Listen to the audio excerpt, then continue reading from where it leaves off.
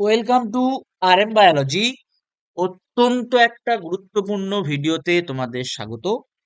তোমরা যেমনটি থাম্বনেল দেখছো যে ডাব্লিউবি হেলথ এবং West Bengal department of human welfare যেটা আছে, ভোকেশনাল যে ডিপার্টমেন্ট আছে এবং আরো একটি ডিপার্টমেন্ট কিন্তু নতুন একটা কোর্স চালু করছে, যেটা short term health care related course.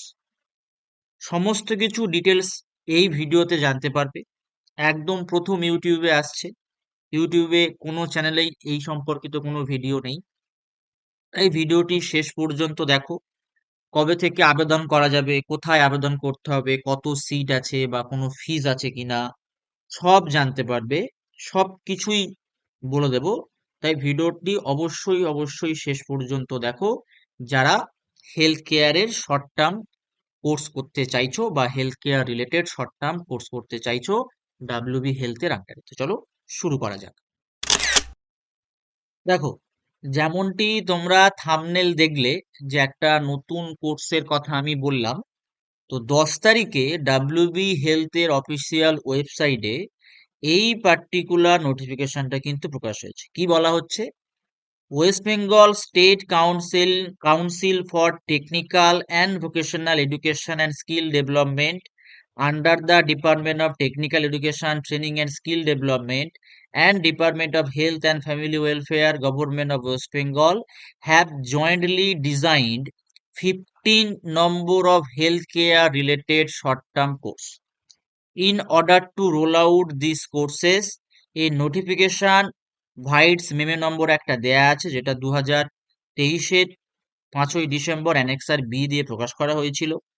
of the Principal Secretary, Government of West Bengal, Department of Health, Family Welfare, and the Principal Secretary of Government of West Bengal, Department of Technical Education and Training Skill Development, has been issued, where it has been decided to that all government and private institutions running medical, nursing or allied healthcare courses, এটাকে paramedical course আগে বলা হতো, এখন বলা হয় allied health care courses, would be motivated to run these short-term courses in order to address the shortfall of trained manpower in the healthcare sector.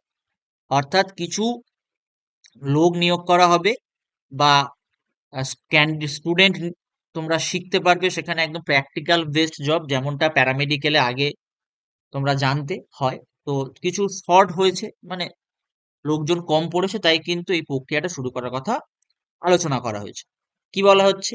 Now it is pertinent to mention here that in a meeting of State Skill Development Plan and Departmental Conference under Utkorsho Bangla at 13th floor Conference Hall Nabanno 17/2/2025, it has been decided to Health Department would allow uses of government health facilities by government aided school having vocational training center under TETSD department. In concurrence with memo bearing number, দেখো bearing memo number, একটা memo number দেয়া আছে। এই তারপরে government of West Bengal CMH of all district here by requested to hand hold and support to concern government sponsor vocational training center and link them with nearby health facility to ensure effective on job training for student। অর্থাৎ একদম একটা on job training কিন্তু course, ঠিক আছে।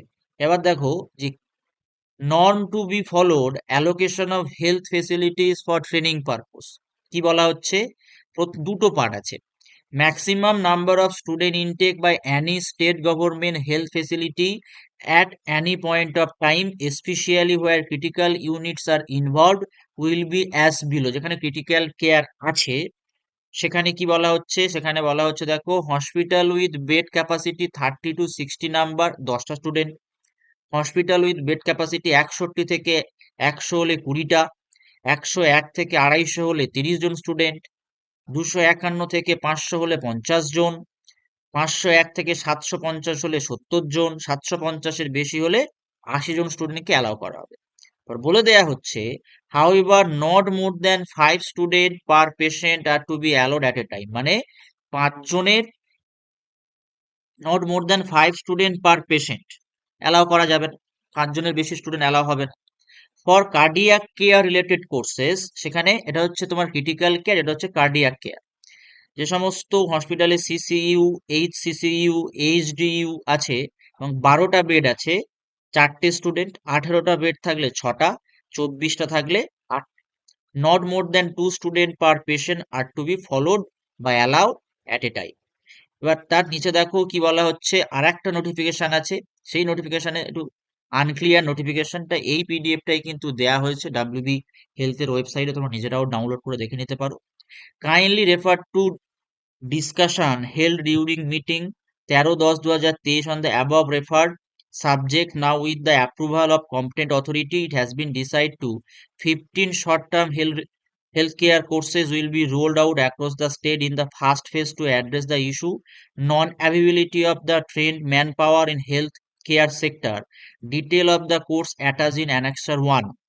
Now to roll out these courses, following step may be initiated at your end. তো অনেকগুলো জায়গাকে mention করা হয়েছে, কিন্তু এখানে কোথাও কবে থেকে ফর্ম ফিল আপ হবে, কারা ফর্ম ফিল আপ করতে পারবে, এলিজিবিলিটি ক্রাইটেরিয়া কি আছে, এগুলো কিন্তু একবারও কোথাও কিন্তু দেয়া হয়নি, বা এখানে কোনো অ্যানেক্সার 1 অ্যানেক্সার বি কিচ্ছু দেয়া হয়নি। যদি এর ডিটেলস পাওয়া যায় আমরা কিন্তু সেটা নিয়ে আবার একটা ভিডিও করে দেবো। যেহেতু সবে সবে এটা পাবলিশড হয়েছে, তাই আশা করা যায় সপ্তাহখানেকের মধ্যে আরো একটা নোটিশ পাবলিশ হতে পারে। সেটা এসসি টিভি এসিডির সাইডে হতে পারে, অথবা ডাব্লিউবি হেলথের সাইডেও হতে পারে, যেখান থেকে যদি আমরা জানতে পারি যে এলিজিবল কারা বা কিভাবে ফর্ম ফিল আপ করতে হবে, সমস্ত তথ্য তোমাদেরকে জানানো হবে। তাই চ্যানেলটি সাবস্ক্রাইব করে নাও, বেল বাটনটি বাজিয়ে দিও এবং ভিডিওটি শেয়ার করে দিও প্রচুর প্রচুর পরিমাণে, যাতে সবাই তথ্যটি জানতে পারে।